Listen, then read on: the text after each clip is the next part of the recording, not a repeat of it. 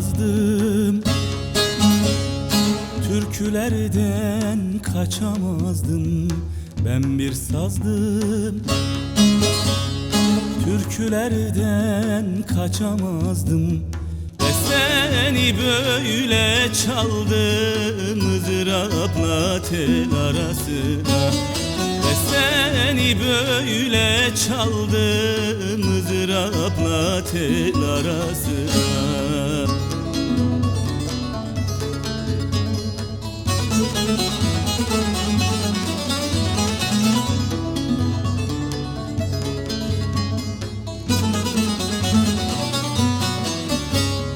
Ben bir sözdüm,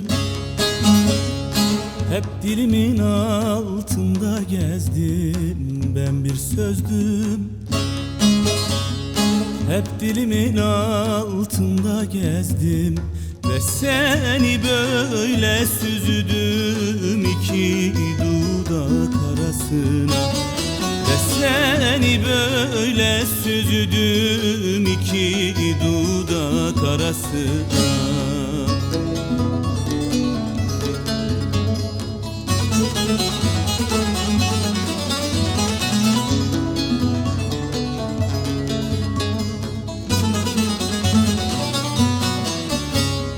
Ben bir kördüm,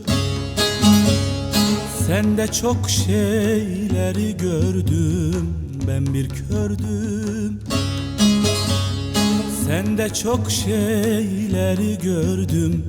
Ve seni böyle sürdüm tuzla balın arasına. Ve seni böyle sürdüm tuzla balın arasına.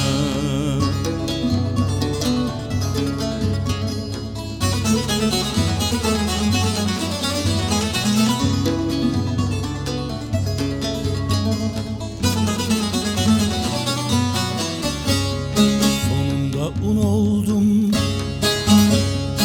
bir ateşe dokundum. Sonunda un oldum, bir ateşe dokundum.